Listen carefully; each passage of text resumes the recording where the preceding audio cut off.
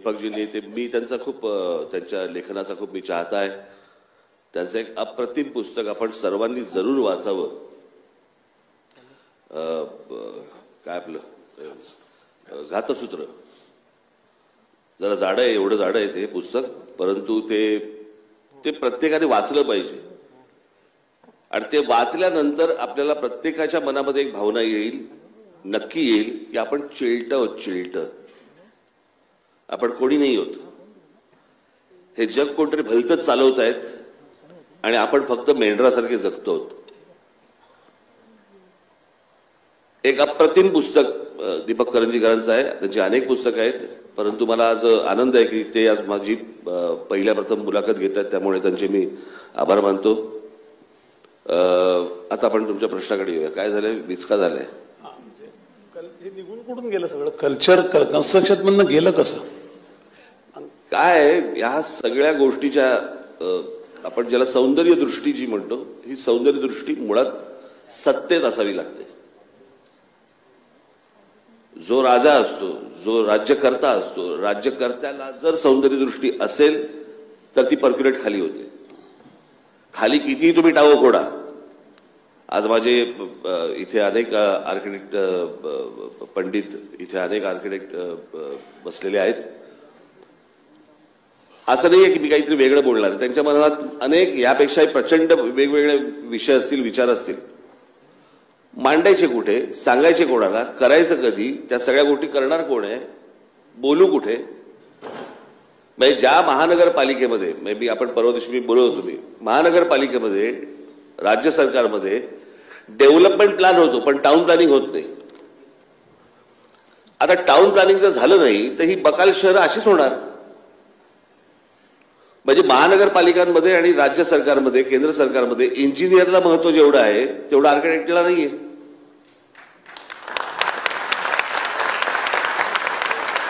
आणि मग तुमचे रस्ते कसे असणार, तुमच्या वास्तू कशा असणार, तुमच्या गोष्टी कशा असणार, हे इंजिनियर ठरवतो, आर्किटेक्ट नाही ठरवत. म्हणजे महाराष्ट्रामधल्या जर मी गेली इतकी वर्ष महाराष्ट्रात फिरतो, मी सर्किट हाऊसेस बघितली. अहो एवढी मोठमोठी बाथरूम असतात. आता काय पळत पळत आंघोळ करू का त्याच्यात? तुमचे रस्ते कसे असणार, तुमच्या वास्तू कशा असणार, तुमच्या गोष्टी कशा असणार, विचार नाही. इंजिनियर ठरवतो, आर्किटेक्ट नाही ठरवतो. इंजिनियर ठरवतो. तिकडे महाराष्ट्रामधल्या जर मी गेली इतकी वर्ष महाराष्ट्रात फिरतो, मी सर्किट हाऊसेस बघितली. आता मी एका बीडला एका सर्किट हाऊसला गेलो होतो. ते इरिगेशनचं होतं. मेन बेडरूम मध्ये गेलो मी. मोठा हॉल, बेडरूम नव्हतीच, मोठा हॉल होता आणि त्याच्यामध्ये पलंग होता. आता जर समजा तिकडे एखादं नवनिर्वाचित दाम्पत्य गेलं, ते काय पकडापकडी खेळणार का त्याच्या भोवती? मध्ये कोणी पलंग ठेवतो का? पण तुम्ही बीडच्या सर्किट हाऊसला जा, तिथे मध्ये पलंग आहे. आता असे विचार करणारे लोक आपल्याकडे जर समजा, म्हणून म्हटलं ना की ही सगळी गोष्ट दृष्टी ही राज्यकर्त्यांमध्ये असावी लागते. जो राज्य करतोय त्यांनी ह्या गोष्टी बघायला लागतात. आज आपल्याकडे रस्ते बांधले जातात, पण रस्ते बांधत असताना त्या रस्त्यावरून जाताना लोकांना कोणत्या सुविधा आपण पुरवल्या पाहिजे, त्या आपण पुरवतोय का, त्याचा विचार अगोदर येतोय का आपल्या मनात? आहेत पैसे सरकारकडे, वापरा. मी तुम्हाला मला माहिती असलेलं एक उत्तम उदाहरण म्हणून मी तुम्हाला सांगतो. मी लंडनला होतो आणि लंडनला असंच असताना मी मला एक 2-3 माझी आपलीच मराठी मुलं तिथे काम करतात, एका आर्किटेक्चर फर्ममध्ये काम करतात. या सगळ्या गोष्टीला झाली असेल तर मला 15-16 वर्ष झाली असेल, झालंही असेल काम आतापर्यंत.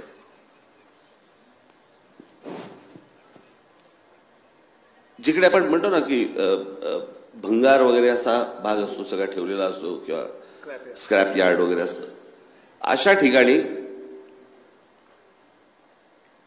लंडनच्या त्यांच्या काय महानगरपालिकेला का जी काय असेल ती, किंवा सरकारला त्यांच्या, तिथे एक कोणातरी लोकांसाठी कॉलनी बांधायची होती.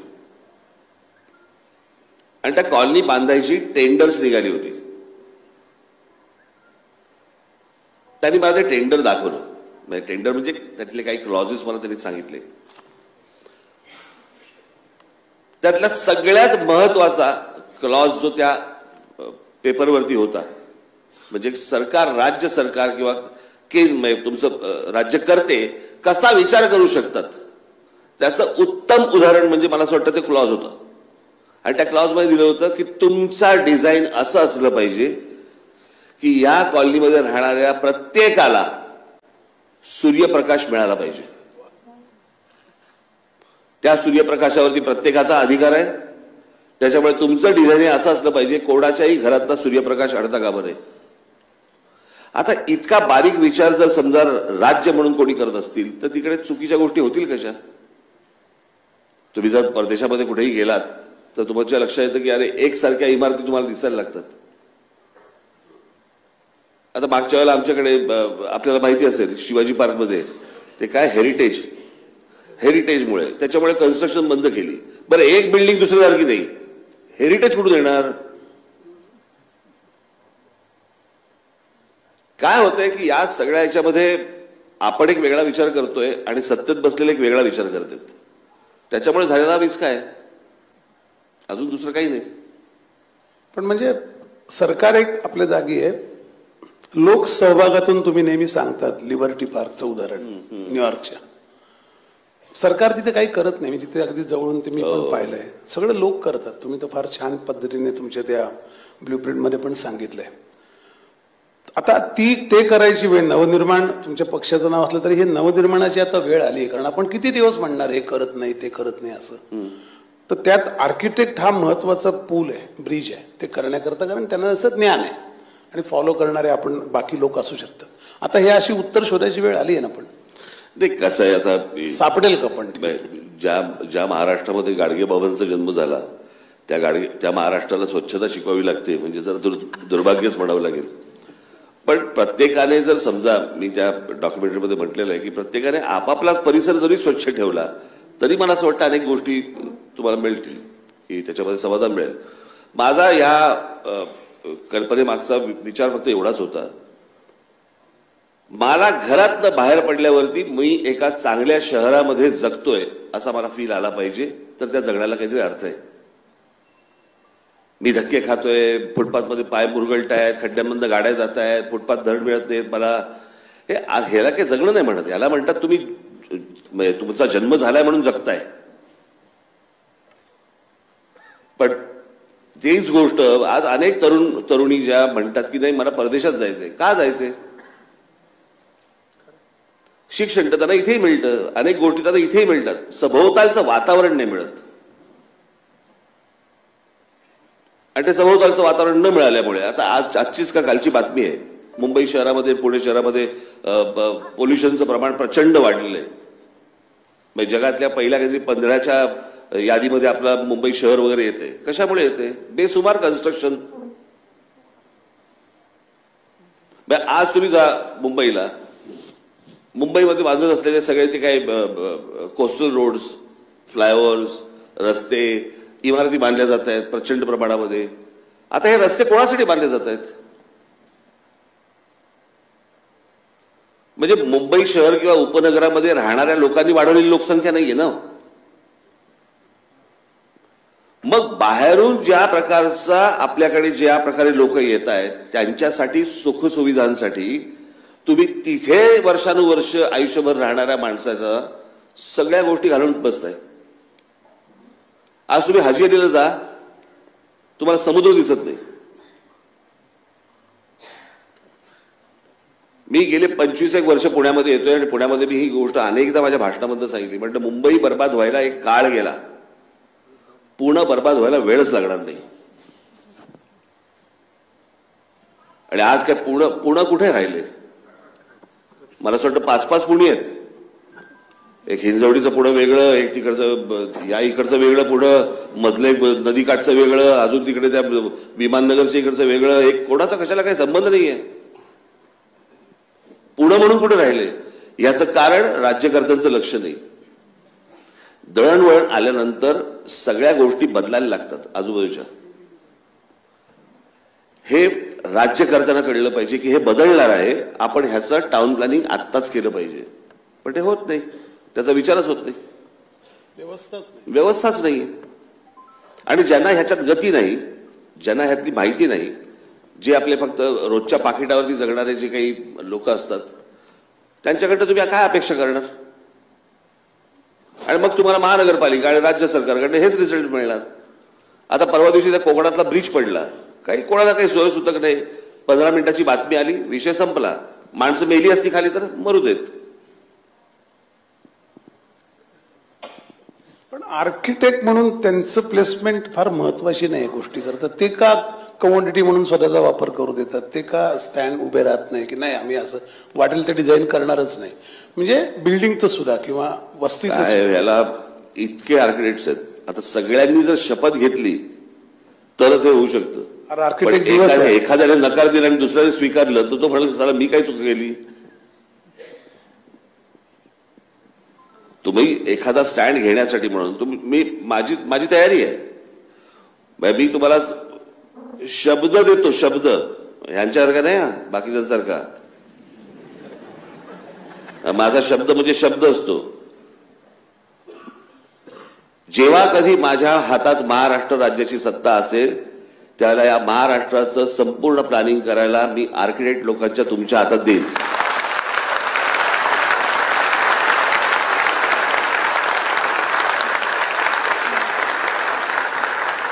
उद्या मी असाच एखाद्या कार्यक्रमाला इंजिनियर्सच्या गेलो तरी तुमचंच नाव येईल.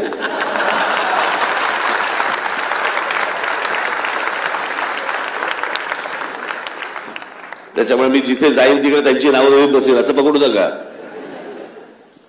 कारण आखणी हे करतात, बांधतात ते. आता ते जर नीट आखलं गेलंच नाही तर काय होणार मला जरा सांगा. मी आणि आपल्याकडचा जो स्पीड आहे, सरकारचा जो स्पीड आहे तो कमाल आहे. मी एकदा डेव्हलपमेंट प्लॅन आला होता मुंबईचा, त्यावेळेला मी एक सेमिनार घेतला होता मुंबईमध्ये. आणि त्यावेळेला मी असं म्हटलं होतं की मी जे सांगणार आहे तुम्हाला माहिती आहे तरी मुद्दामून सांगणार आहे की प्रभू रामचंद्रांना वनवास झाला. वनवास झाल्यावरती ते तिकडनं अयोध्येतनं निघाले. मग ते दंडकारण्यामध्ये आले. ते सीताबाई, लक्ष्मण, मग त्यांनी तिकडे एक कुटी बांधली. मग कुटी बांधल्यानंतर एके दिवशी सीतेला काहीतरी हरण आवडलं म्हणून मग राम त्या हरणाच्या मागे धावले. मग ते हरण काहीतरी त्या रामाच्या आवाजात ओरडलं. मग लक्ष्मणा धाव, लक्ष्मणा धाव.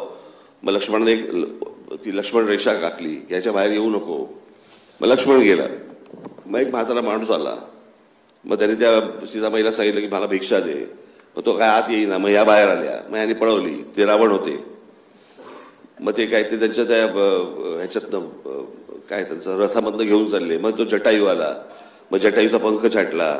मग ते पुढे गेले. मग जटायूने सांगितलं रामाला की ते लंकेमध्ये गेलेत. मग जाताना मग ते वाली आणि सुग्रीव आणि मग हनुमान भेटले. मग ते सगळे वानर सेना भेटली. वानर सेनेतनं मग ते लंकेपाशी गेले. लंकेपाशी गेल्यावर त्यांनी तिकडे एक ब्रिज बांधला लंकेला. मग तो ब्रिज बांधून तिकडे सगळे गेले. मग त्या कुंभकर्णाला त्यांनी पहिल्यांदा मारला. मग त्याच्यानंतर रावण आला. मग रावणाला मारला.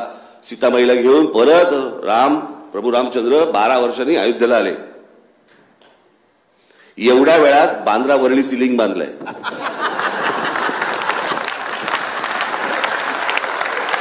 हा आपला सरकारचा स्पीड आहे.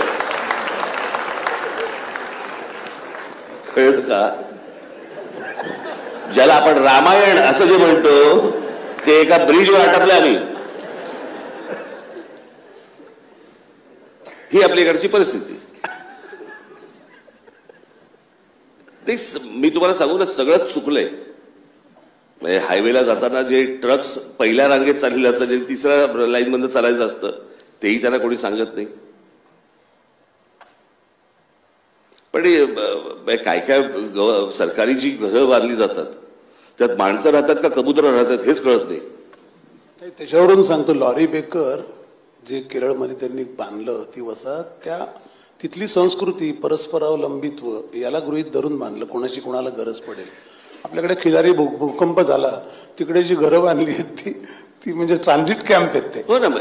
यातलं सगळ्यात उत्तम उदाहरण द्यायचं झालं ना तुम्हाला, तर आजही जर समजा तुम्ही पुणे दर्शन असेल किंवा मुंबई दर्शन असेल, मी मुंबई दर्शनचं मला माहिती आहे कारण पुणे दर्शनचं मला काय दाखवतात मला माहिती नाहीये. पण जर समजा तुम्ही मुंबई दर्शन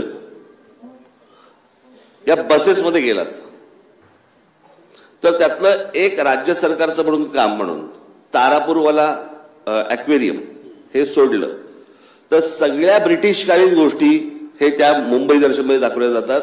नवीन एकही गोष्ट नसते. नवीन पैकी असलेली तारापूरवाला शाहरुख खान, अमिताभ बच्चन आणि सलमान खानचं घर हे त्या मुंबई दर्शनमध्ये येतं. नट म्हणून, घर म्हणून नाही. पण ज्या वास्तू दाखवल्या जात आहेत त्या ब्रिटिशकालीन आहेत. म्हणजे तुम्हाला आर्किटेक्चर म्हणून जर समजा एक आपण त्याला ते इंजिनियर होते परंतु आर्किटेक्ट लोकांचा सहभाग घेऊन केलेली ती प्लॅनिंग आहे.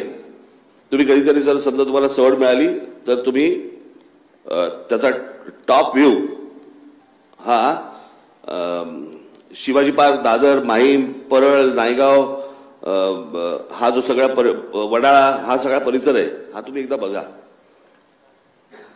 त्याचं संपूर्णपणे डेव्हलपमेंट प्लॅन, त्याचं संपूर्णपणे टाउन प्लॅनिंग हे ब्रिटिशांच्या काळामध्ये त्यावेळेचे आर्किटेक्ट्स आणि त्यांचा सगळ्यात मोठा सहभाग होता ज्यांचा आर्किटेक्चरशी संबंध खूप मोठ्या प्रमाणावर होता. म्हणून ते म्हणजे इंजिनियर मोडक, ज्यांच्या नावाने मोडक सागर म्हणून आपल्याकडे जो प्रसिद्ध आहे तलाव, ते इंजिनियर मोडक. तुम्ही टाउन प्लॅनिंग फक्त बघा. आणि अहो हे रॉकेट सायन्स नाही आहे. म्हणजे किती पॉप्युलेशन असलं पाहिजे, किती लोकसंख्या असली पाहिजे, त्या लोकसंख्येला लागणाऱ्या गोष्टी कोणत्या, तर त्याला लागणाऱ्या गोष्टी आहेत. मार्केट आहे, थिएटर आहे, शाळा आहेत, कॉलेजेस आहेत, हॉस्पिटल्स आहेत, बागा आहेत. अगदी ठराविक लागणाऱ्या गोष्टी असतात त्या तुम्हाला सांगाव्या लागतात. आज तुम्ही तेच मुंबईचं टाउन प्लॅनिंग जे ब्रिटिशकालीन आहे तिथे येऊन तुम्ही बघा. त्यांनी तर एक परळला हॉस्पिटलचा हब उभा केला. अशा कोणत्याही गोष्टी स्वातंत्र्यानंतर आजपर्यंत कुठे अशा प्रकारचे हब उभे राहिलेत? काही नाहीये. हॉस्पिटल्स उभी राहिली. आणि आता तर काय आपल्याकडे जेवढं काही सरकारने उभं केलंय ते सगळं प्रायव्हेटाईज होतंय. काहीच नाही. मला या सगळ्या लोकांचं मला खरंच चिंताच वाटते.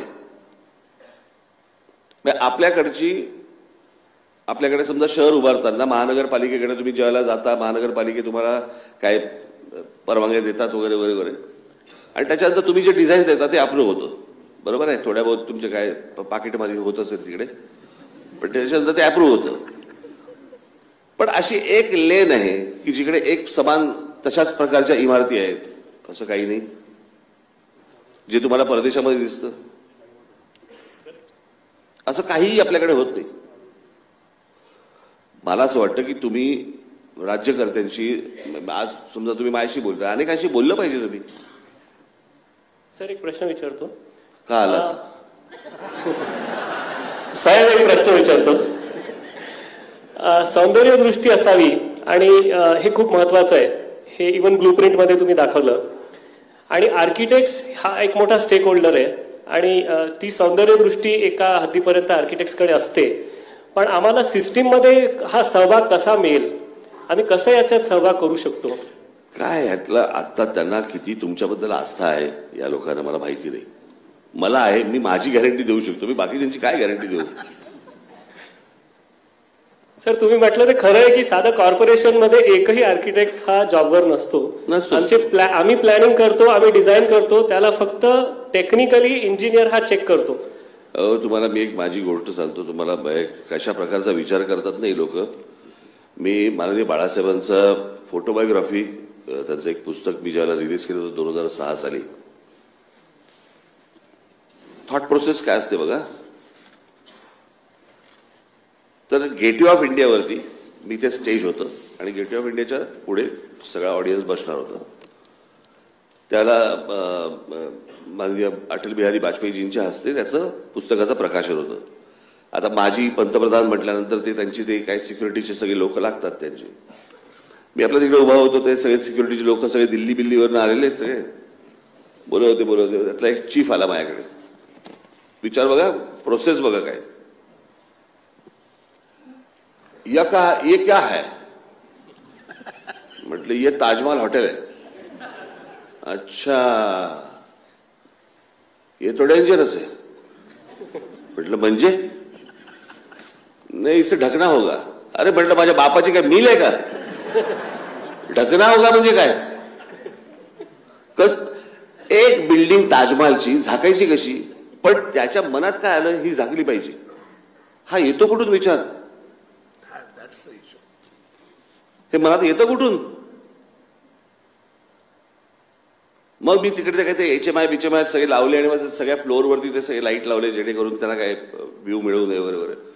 पण एक हॉटेल झाका कपड्याने असा मनात विचार कसा येतो? त्यांच्याबरोबर तुम्हाला राहायचंय म्हणजे एक आर्किटेक्चर मधला एक अप्रतिम नमुना जे ताज हॉटेल आहे ते झाका म्हणून सांगतायत. मुंबईची एक आयडेंटिटी आहे. पण आपण असं म्हणतो, पण राजसाहेबांनी सत्ता आल्यावर काय होऊ शकतं हे नाशिकमध्ये दाखवलं. नाशिकमधले रस्ते घ्या, त्या काळात झालेले बटरफ्लाय गार्डन जे टाटांच्या मदतीने उभं केलं ते, आणि सगळ्यात महत्वाचं गोदाकाठ पार्क म्हणजे गोदेच्या दोन्ही बाजूला चालण्याकरता लोकांना सकाळी असणारी जागा, विस्तृत तिथे बसायच्या थांबे, असं सगळं उभारलं गेलं. सत्ता कारणामुळे बदलतंय खरं आहे, पण आता समजा पुण्यात सत्ता तुमच्याकडे लोक देतीलच, पण त्याच्या आधी ज्या शहरात मिळाली तिथे हे प्रूव्ह करून दाखवता आलं. म्हणजे हा प्रूफ ऑफ कन्सेप्ट आहे ना, नुसतं डिझाईन नाही, ड्रीम नाहीये, डिझाईन पण आहे त्याचं. तर त्या डिझाईन करता आता पुण्याकरता काय करायला? मी तुम्हाला एक सिंपल लॉजिक सांगतो. यांच्यापैकी एकही जण म्हणजे त्यांच्या कामानिमित्त असेल, परंतु तुम्ही जर पाहिलं कुठेही समाजाचा नगरसेवक, आमदार, खासदार यांचा संबंध येतो कुठे? किती जण भेटतात? कोणी यांना भेटत नाही. कळलं का? काही त्यांची छोटी मोठी काही इतर काही कामं असली तर काही जातात लोक, पण असे काहीतरी सोसायट्यांमधली लोक जात आहेत, नगरसेवकाला भेटतात, आमदाराला भेटतात, असं फार होतच नाही. त्यांचं काही दिनचर्या जी असते, सकाळी उठलं, ऑफिसला गेलं, त्याचं काम केलं, काय त्याचा व्यवसाय केला वगैरे, आले संध्याकाळी. मग ह्यांना लागतं काय?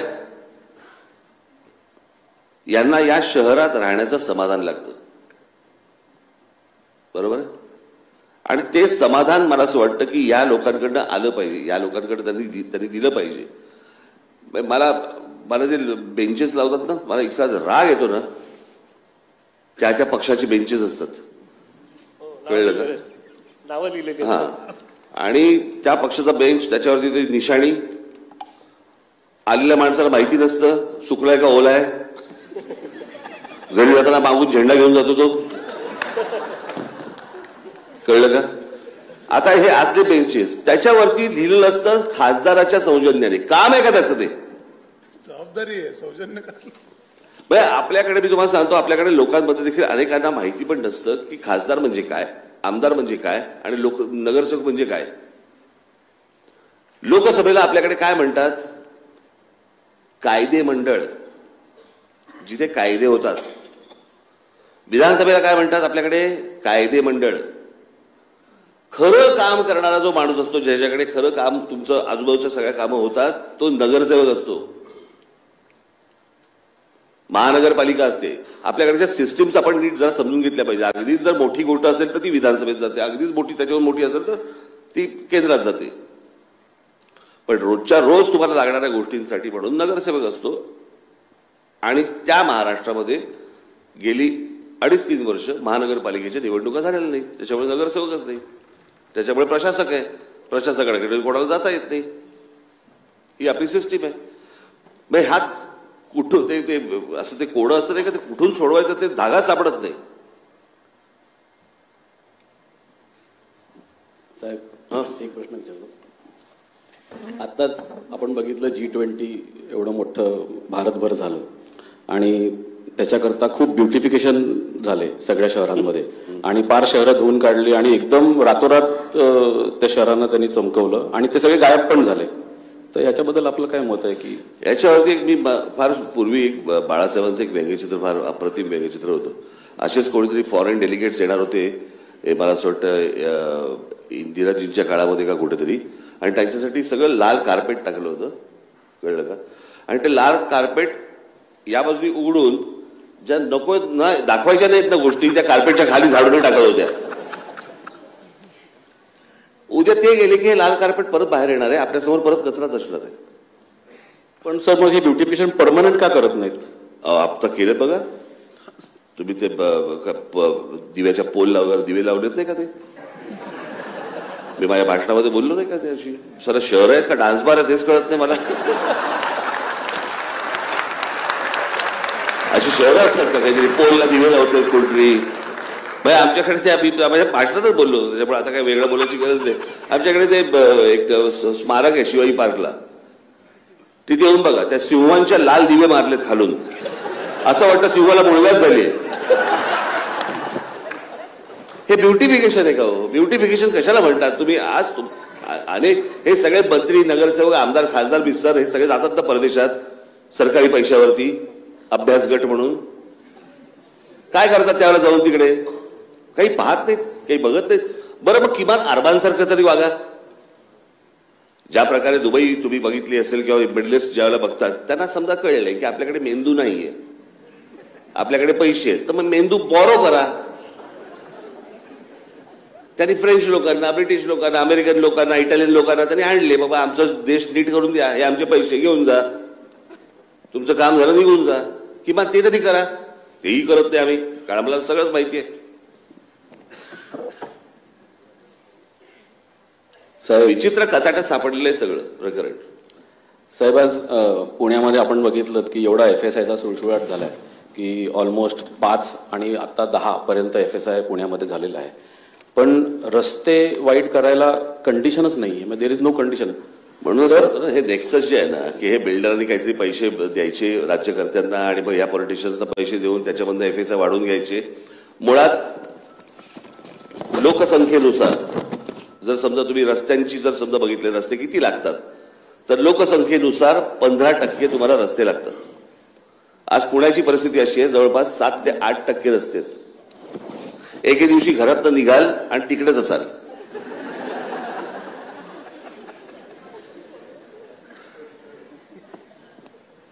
आपण एक इमारत ज्या वेळेला बांधतो आहोत त्या एक इमारत बांधल्यानंतर तिथे गाड्या किती येणार आहेत, किती वाढणार आहेत? प्रत्येकाकडे काय एक गाडीच असते, 2-2 असतात, 3-3 असतात. तो ठेवणार कुठे आहे? बरोबर. त्याच्याकडे काम करायला माणसं येणार आहेत, त्याच्याकडे ड्रायव्हर्स येणार आहेत, त्याच्याकडे इतर लोक येणार आहेत, त्याच्याकडे कोणी अजून काय मित्रपरिवार येणार. हे सगळं तिथे मावणार कसं आहे याचा कोणत्याही प्रकारचा विचार न करता फक्त FSI दिला जातो, त्याच्यातनं कमिशन येत जातात, पैसे येत जातात आणि तुम्हाला विकलं जातं. त्या पलीकडे काही चालू नाहीये. आता साधी गोष्ट आपण बघूया ना, महानगरपालिका स्विमिंग पूल किंवा ह्या सगळ्या गोष्टी हे कोण प्रोव्हाइड करायचं? महानगरपालिका प्रोव्हाइड करायची ना. आज ती गोष्ट बिल्डर सांगतायत की मी तुम्हाला स्विमिंग पूल देतो, मी तुम्हाला टेनिस कोर्ट देतो, ज्याच्यावरती फ्लॅट विकतायत. मग सरकार फक्त काय परवानगीसाठी राहिले ना आता म्हणजे. आणि जोपर्यंत तुम्ही हे माझं आहे, हे राज्य माझं आहे, हे शहर माझं आहे असा विचार करून जोपर्यंत राज्यकर्ते काम करणार नाहीत तोपर्यंत काही नाही होणार. पण मी निराशावादी नाही, मी आशावादी आहे. पण तो आशावादी मी माझ्यावरती आहे, यांच्यावरती नाहीये मी. पण सोल्युशन काय सर? महिला वाढणार कसे रस्ते? वाढणार कसे रस्ते? सगळी कन्स्ट्रक्शन थांबवा पहिली. माफ करा, तुमचं काम थांबेल परंतु त्याला आकार उकार आल्याशिवाय याचं काही नाही होणार. मी मागे एकदा धुळ्याला गेलो होतो, महानगरपालिकेच्या निवडणुका होत्या आणि तेव्हा मी म्हटलं होतं की हे शहर उत्तम शहर बनू शकतं एका अटीवर, आखं पाडून नवीन बांधलं तर. असलेल्या गोष्टीमध्ये तुम्ही काय करणार? काय किती ऍडजस्टमेंट करणार? कुठचेही प्लॉट विकले जात आहेत, कशाही इमारती उभ्या राहत आहेत, कोणीही लोक येत आहेत. आणि त्यातला सगळ्यात महत्वाचा जर समजा तुम्ही जर महाराष्ट्र म्हणजे मुंबई पुणा वगैरे ठाणा हा भाग पकडलात त्यातला सगळ्यात राज ठाकरे जो ओरडून ओरडून इतकी वर्षी जे सांगतोय बाहेरून येणारे लोंढे आणि त्यांच्यासाठी तुम्ही प्रोव्हाइड करत असलेल्या फॅसिलिटीज इन्फ्रास्ट्रक्चरच्या याच्यामुळे अजून विस्का होतोय त्याचा. 56 ट्रेन रोज येतात लोक. 56 ट्रेन्स रोज मुंबईत येतात रोज. मुंबईत येतात.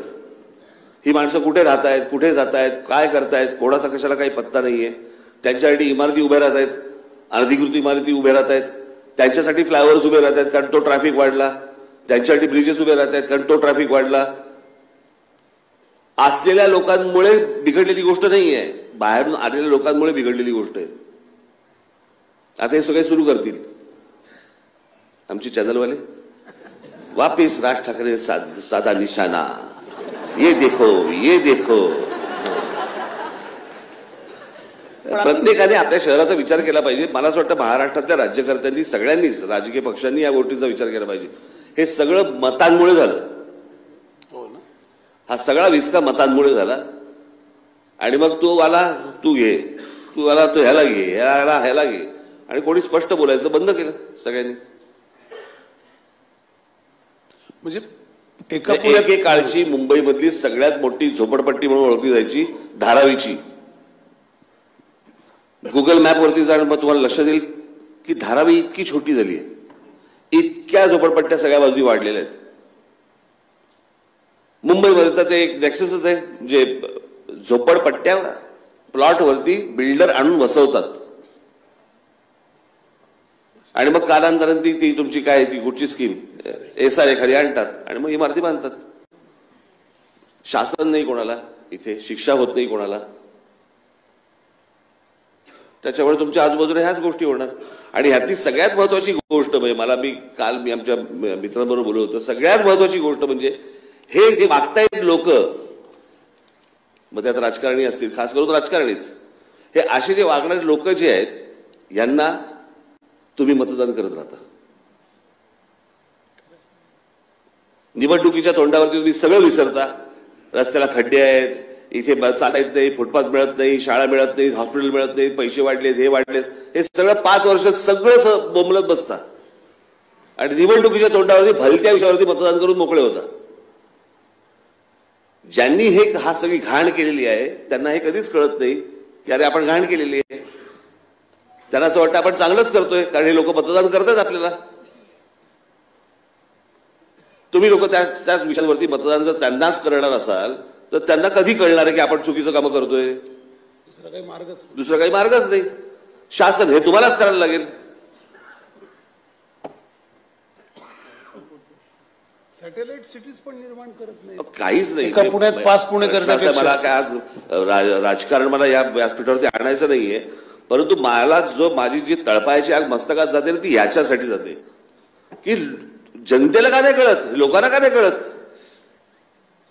की ज्या लोकांनी इतका विचका करून ठेवलेला आहे आमच्या शहरांचा आणि राज्यांचा, आपण परत त्याच पक्षांना आणि त्याच लोकांना मतदान करतो आहोत. काही कमिटमेंट न घेता काही नाही. अकाउंटेबिलिटी नावाची काही गोष्टच उरलेली नाही आणि 30 माणसं निवडून देत आहेत. आता परवा दिवशी जो समजा काय मुंबई रस्ता, काय कोकणातला रस्ता, बरोबर आहे, गणपतीच्या आधी आम्ही बनवून देतो 1 लेन, काही नाही, उडाला सगळा, करोडो रुपये उघड गेले, त्यात तो ब्रिज पडला. पुन्हा जर तो आमदार तिकडे निवडून आला तर त्याला कळणार आहे का की बाबा माझ्याकडनं काही चूक झाली आहे.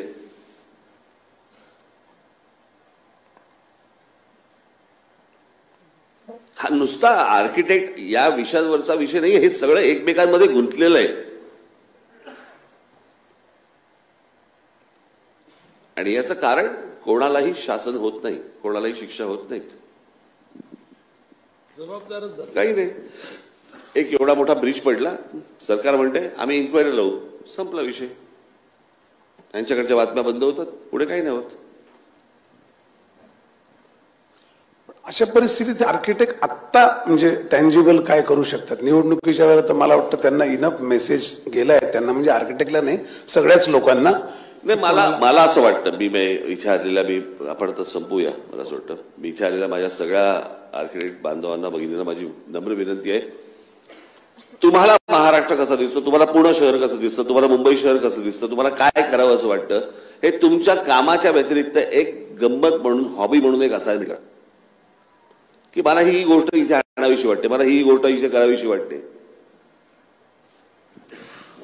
उद्या त्या कल्पनांना गती येईल. मी निश्चित आशावादी आहे. मी तुम्हाला खरंच सांगतो, आणि तुमच्यापैकी कोणालाही ज्यांना असं वाटेल की ही मला गोष्ट करायची आहे, करावीशी वाटते, कृपा करून येऊन मला भेटा याच्यात, कारण मला त्याची आवड आहे. जिथे जिथे माझ्याकडनं शक्य होईल तिथे तिथे त्या गोष्टी केल्या जातील. आता तुम्हाला मी ह्याच्यात ती शिवाई पार्क मैदानामध्ये केलेली एक बाग आहे, ती येऊन बघा. आजही तशी ठणठणीत व्यवस्थित आहे. संध्याकाळी सगळी मुलं बिलं जात असतात वगैरे वगैरे, कुठेही काही खराब झालेलं नाहीये. बाकीच्या बागा बघा. याचं कारण आपण करत असलेल्या गोष्टी कोणासाठी करतो त्याच्याबद्दलची एक आस्था तुम्हाला लागते. ती आस्था मला आहे. अरे फार चांगलं सजेशन तुम्ही दिलंय. लोकसहभाग हा ब्लूप्रिंट मध्ये पण तुम्ही जे बोलले लोकसहभागाबद्दल, त्याशिवाय कसं होईल सर? आर्किटेक्ट्स हे त्यांना अर्बन प्लॅनिंग, टाउन प्लॅनिंग या सब्जेक्टची पण जाणीव असते. तर त्यांचा लोकसहभाग हा, जसं तुम्ही म्हटले की आम्ही तुमच्याकडे येऊ शकतो आयडियाज घेऊन, तर ऍक्टिव्ह पॉलिटिक्समध्ये पण या तरुण पिढीनी आणि आर्किटेक्ट्सनी जायला पाहिजे का? राजकारणात यायला पाहिजे का? निश्चित यायला पाहिजे. का नाही यायला पाहिजे? त्यांनी खूप बदल घडू शकतो. मी तुम्हाला मध्यंतरी मी एक माझं भाषण झालं ते सांगतो आणि आपण शेवट करू या गोष्टींचा.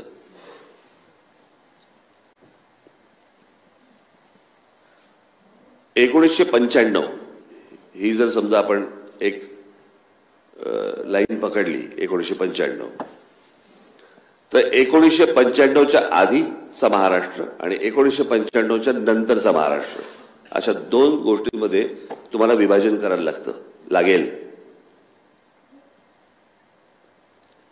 1991-92 साली ज्या वेळेला गॅट, डंकेल वगैरे कदाचित नाव माहिती नसेल तुम्हाला, परंतु मार्केट ओपन झालं देशाचं. त्यावेळेला नरसिंहराव पंतप्रधान होते आणि आपले मनमोहन सिंग आपल्या देशाचे अर्थमंत्री होते. हे गॅट डंकेल ज्यावेळेला आलं त्यावेळेला याच्या बरोबर जाणीव ही या देशातल्या, महाराष्ट्रातल्या मध्यम वर्गाला झाली. त्याला कळलं हे काय आहे.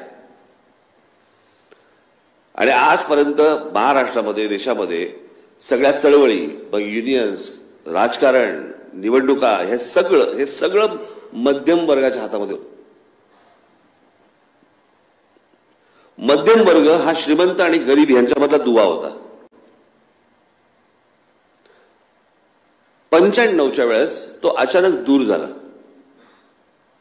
त्यांची मुलं मुली हे परदेशात जायला लागले, ते बाहेर जायला लागले आणि ते चळवळ, ते राजकारण, त्या निवडणुका, ते त्यांचा अस्तित्व हे सगळं संपलं. आणि मग खालून काहीतरी वेगळं वरती आलं परत. नेमकं त्याच वेळेला या देशामध्ये इंटरनेट आलं, टेलिव्हिजन चॅनल्स आली, मोबाईल फोन आले आणि तुमच्या आयुष्याला एक स्पीड आला. तो स्पीड झेलण्याची ताकदच समाजात आली नव्हती.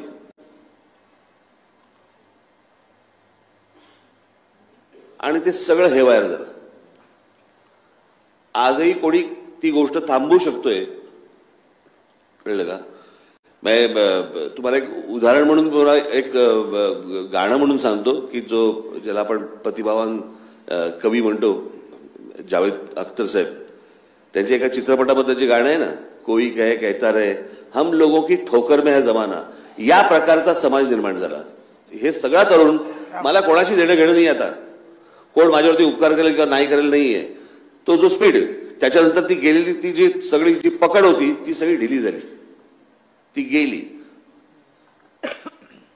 म्हणून माझी इच्छा आहे, माझी विनंती आहे महाराष्ट्रातल्या सर्व मध्यमवर्गीयांना, प्रत्येकाने निवडणूक लढवली पाहिजे अशी ती गरज नाहीये, परंतु तुम्ही राजकारणात लक्ष दिलं पाहिजे. तुमची सकाळ जी होते ना, ती तुमची सकाळ पाण्याने होते. पाण्याची पट्टी ही महानगरपालिकेत होते, त्याचे पैसे किती ते. तुमच्याकडे दूध येतं, त्या दुधाचे भाव राज्य सरकार ठरवतं. तुमच्याकडे सकाळी तुम्ही पंखा लावता, एसी लावता, त्याचे भाव हे राज्य सरकार, केंद्र सरकार ठरवतं. तुम्ही सकाळी उठल्यापासून रात्री झोपेपर्यंत तुमच्या सगळं आयुष्य हे त्या राजकारणाशी बांधलंय. त्याला तुम्ही तुच्छ मानता. नको ते राजकारण आपल्याला, ते राजकारण नको आपल्याला चिकटायला का? आणि मग त्या गोष्टींबद्दल शिव्या देत बसायच्या. माझं म्हणणं आहे की हाच लोकसहभाग. आज तुमच्यामधले अनेक आर्किटेक्ट जे आहेत, ज्यांना काही करून दाखवायचे, आला पाहिजे तुम्ही राजकारणामध्ये. माझं अजिबात म्हणणं नाही की माझ्या पक्षामध्ये फक्त या म्हणून, इतरही पक्षात जा. जे तुमच्या आवडी असेल ते तिकडे जा, तिकडून थकाल आणि परत माझ्याकडे याल तो भाग वेगळा.